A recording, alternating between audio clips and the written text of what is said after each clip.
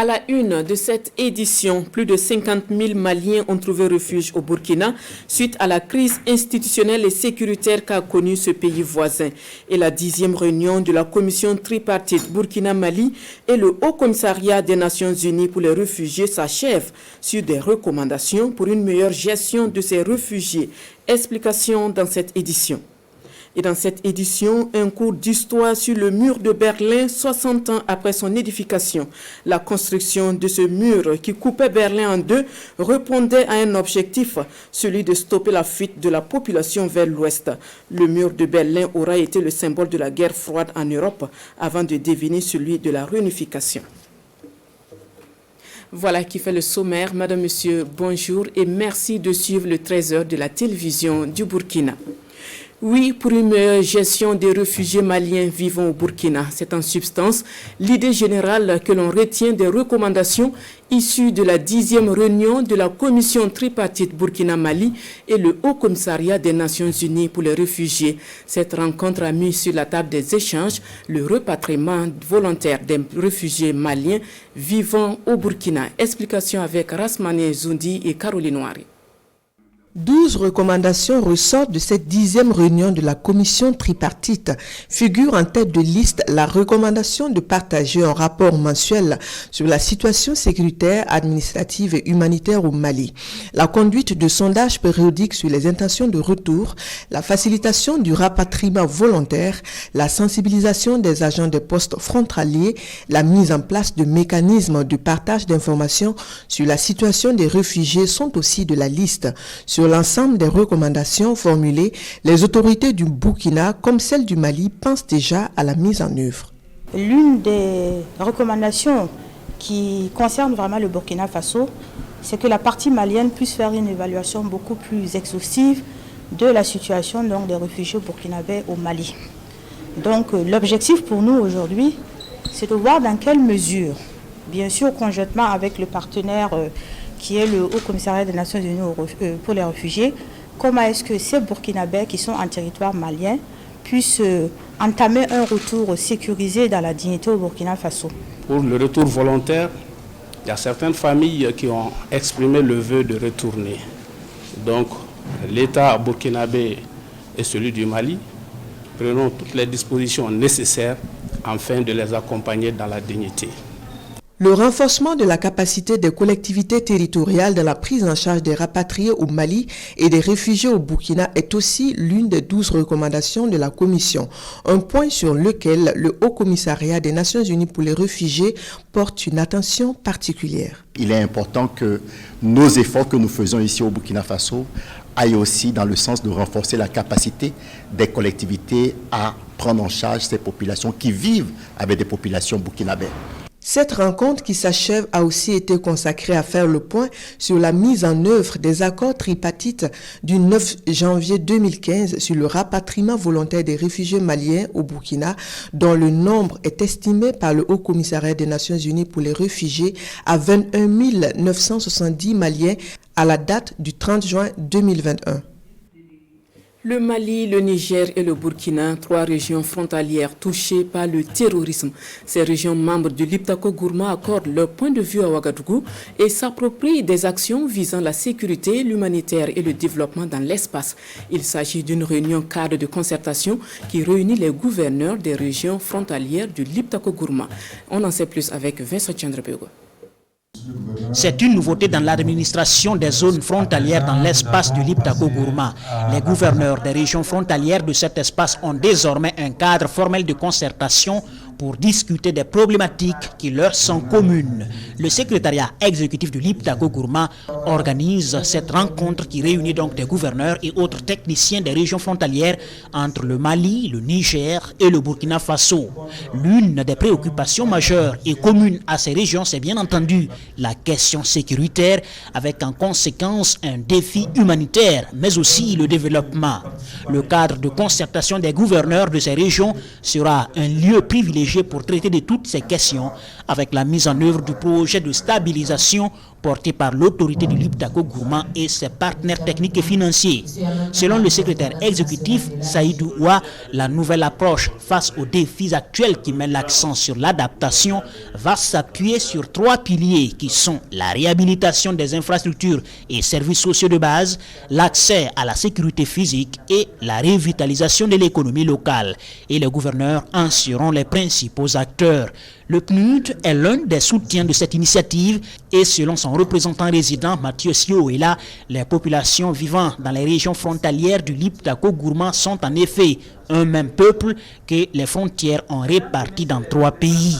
C'est la ministre déléguée auprès du MATD, Madiara Sagnon, qui a ouvert les travaux de 2 jours tout en saluant ce regroupement qui table désormais sur le nexus sécurité, humanitaire et développement.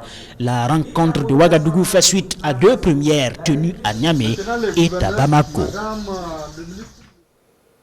La notion de sécurité a également occupé une place de choix dans les échanges entre les premiers responsables de la région du sud-ouest du Burkina et ceux de Boukani en Côte d'Ivoire.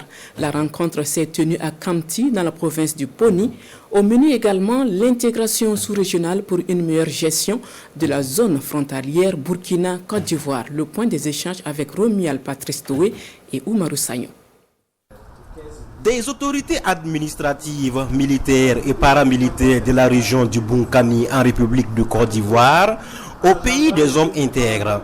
La délégation ivoirienne avec à sa tête le préfet de la région du Boukani est venue parler intégration et sécurité transfrontalière avec les autorités de la région du sud-ouest. Une rencontre qui vient à point nommé selon les 2 parties. Ces échanges sont fructueux.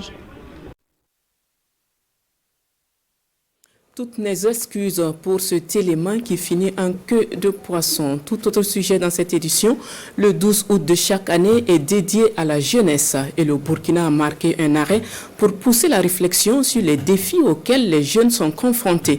C'est un Kodgo qui a accueilli l'événement et un point d'honneur est mis sur la contribution de la jeunesse à la consolidation de la démocratie et de la cohésion sociale dans un contexte d'insécurité. Compte rendu de Aimé Douamba et Bernard Diasso. L'hymne de la victoire, le Ditanien, chanté en chœur au lancement des activités commémoratives de la Journée internationale de la jeunesse, édition de 2021. Cette journée est un moment de bilan, d'introspection, de réflexion et de prospection sur la situation de la jeunesse. Il est grand temps pour nous les jeunes, surtout africains et burkinabés, de travailler, s'il le faut, au sacrifice ultime pour la rupture, surtout à une refondation de nos nations, afin de construire les pays que nous avons et que nous voulons, asseoir la cohésion sociale, la paix qui arrange nos peuples. Le thème de la présente célébration, contribution de la jeunesse à la consolidation de la démocratie et à la cohésion sociale dans un contexte d'insécurité, est un thème d'actualité et opportun. Et j'ai demandé à l'ensemble des jeunes d'être résilients, à l'ensemble des jeunes d'être persévérants, à l'ensemble des jeunes de voir que seule la cohésion, seule l'unité d'action pourrait donc nous sortir dans la difficulté dans laquelle donc nous sommes aujourd'hui. Et ensemble, unis, tous derrière, donc mobilisés derrière les autorités gouvernementales, nous sommes sûrs que nous allons donc nous en sortir. Le ministre a par ailleurs ajouté que le gouvernement jouera pleinement son rôle en créant plus d'espace et d'opportunités d'expression, de développement et d'éclosion des initiatives des jeunes. Au cours de la cérémonie, une minute de silence a été observée en la mémoire de toutes les victimes des attaques terroristes. En marge de la commémoration de cette journée internationale de la jeunesse, s'est tenue également une opération de collecte de sang. Trouver un mécanisme pour pallier l'absence de garantie dans les institutions financières. Le sujet est évoqué au cours d'une rencontre qui s'est tenue à Ouagadougou. Rencontre pilotée par le Fonds africain de garantie et de coopération économique avec pour but de développer une synergie avec les banques et institutions du Burkina pour contribuer de façon plus efficace à la croissance économique du pays. Siela Sina Ouattara et Vincent Chandrepego. C'est une séance d'échange sur les nouvelles orientations du Fonds africain de garantie et de coopération économique pour le partage de risques entre les banques garantes dans le cadre du financement des petites et moyennes entreprises et de projets d'investissement. Cette rencontre qui réunit les premiers responsables du fonds et des représentants de banques a pour but de renforcer les investissements au profit des porteurs de projets en synergie avec les banques, mais aussi de présenter le nouveau mode opératoire basé sur la garantie. Des conclusions de plusieurs études réalisées, il ressort que l'un des freins majeurs pour le financement du secteur privé par les banques est l'absence de garantie. Consciente de cette réalité, les instances du Fonds africain de garantie et de coopération économique FAGAS ont récemment adopté pour l'institution une nouvelle stratégie d'intervention qui met l'accent sur la contribution du FAGAS au financement de PME ainsi que des projets structurants, publics et privés en collaboration avec les banques. Les travaux réalisés en relation avec les banquiers professionnels que vous êtes nous ont permis de mettre en place un nouveau plan 2021-2025 dénommé The New Momentum, dont la stratégie opérationnelle vous sera présentée tout à l'heure.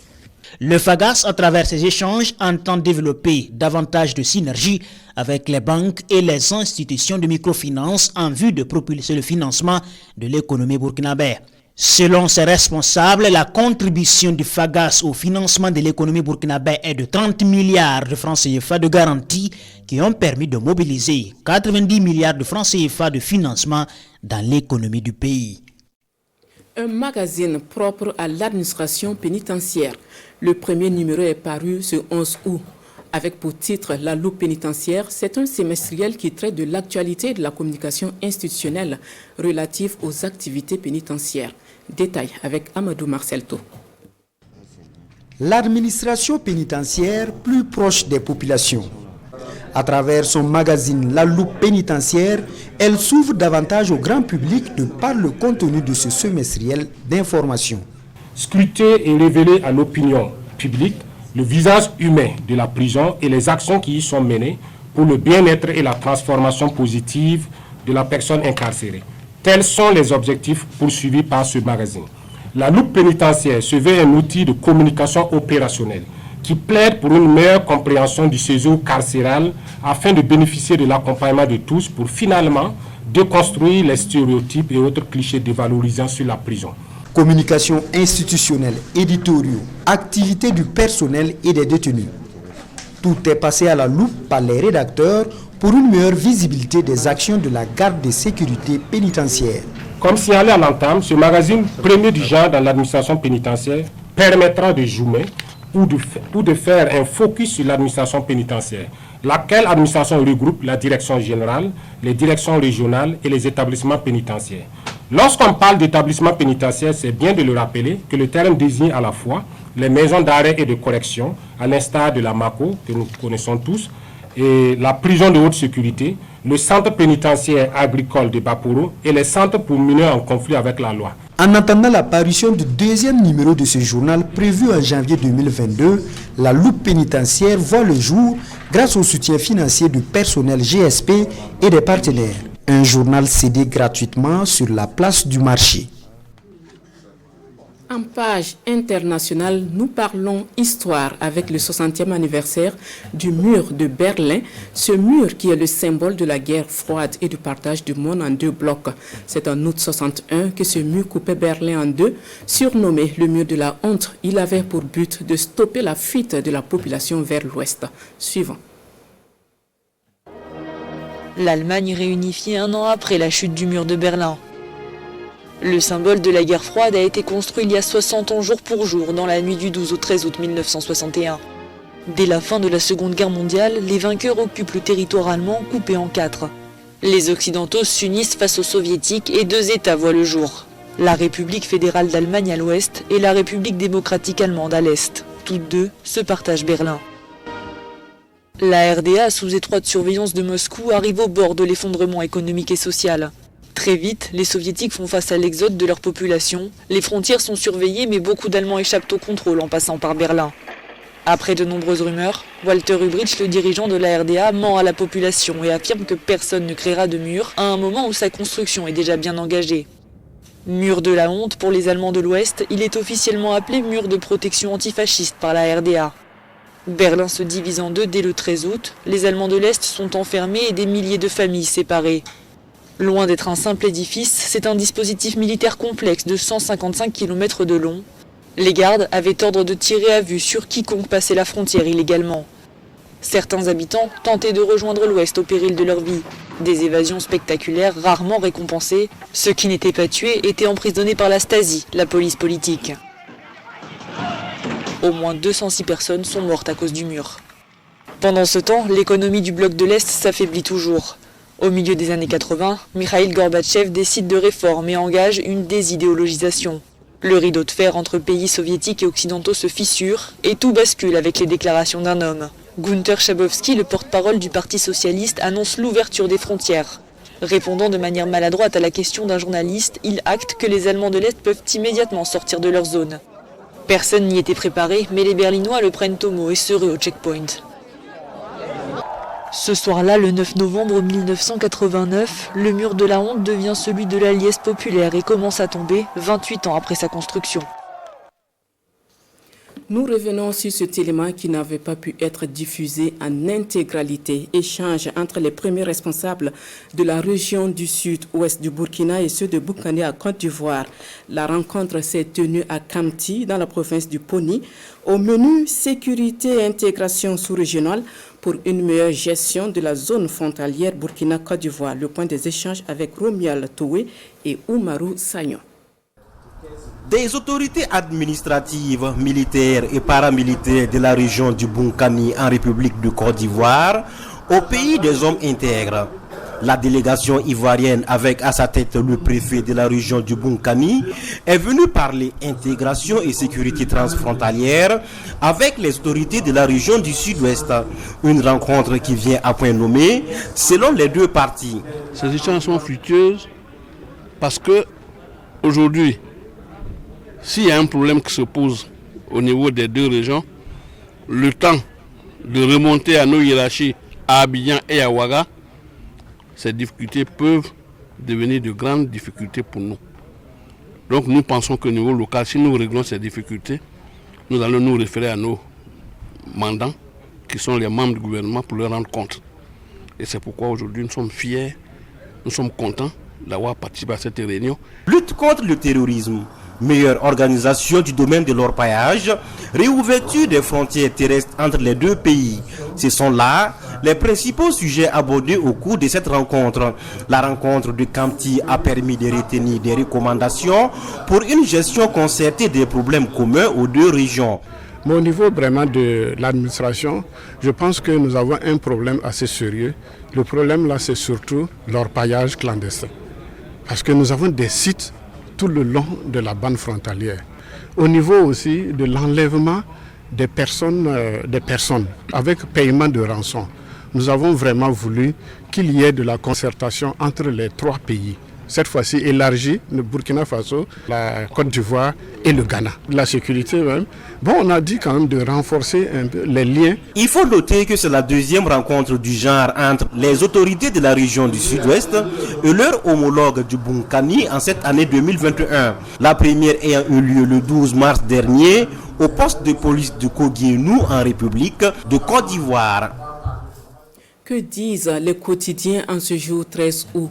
La fusion annoncée entre l'UNIRPS et le MPS, le marché des offrandes de Bobo Dioulasso et la pénurie d'huile alimentaire sur le marché sont autant de sujets qui ont retenu l'attention de nos confrères de la presse écrite. La revue de presse avec Boukari Ouedraogo. Un marché atypique à Bobo Dioulasso et dans ce marché, on ne vend que des produits destinés aux offrandes, nous dit aujourd'hui au Faso. Dans ce marché, analphabètes, intellectuels, pauvres et riches, tous y viennent pour faire leurs achats et les cadres qui n'ont pas le courage de se présenter physiquement passent par des intermédiaires, poursuit le journal. Un autre produit pas destiné aux offrandes mais vital car rentre dans la ligne des produits de première nécessité et le constat, l'huile alimentaire se fait de plus en plus rare dans les rayons, nous informe le quotidien. La conséquence, la surenchère a fini par s'installer. Ce qui attise le courroux de Yacouba Warma, délégué commercial de la SNCTEC, qui affirme dans le pays qu'il ne cautionne pas du tout cette spéculation. Spéculation pas également appréciée du côté de la CCVC et du CFOP qui estiment dans le journal Le Quotidien qu'ils ne peuvent pas tolérer une inflation de 60% alors que les revenus n'augmentent pas. Dans tous les cas, le ministre en charge du commerce est monté au créneau pour mieux comprendre la situation et mieux mettre en garde les acteurs de la surenchère, précise le journal Le Pays. Il est annoncé le mariage entre l'Union pour la Renaissance, parti sankariste et le mouvement patriotique pour le salut, une alliance jugée contre nature pour certains, nous dit l'observateur Palga. Contre nature, Augustin Loada, le président du mouvement patriotique pour le salut, ne voit pas les choses de cette façon. Pour lui, c'est autour d'un projet, d'une vision que cette décision a été prise, martèle-t-il dans l'Obs.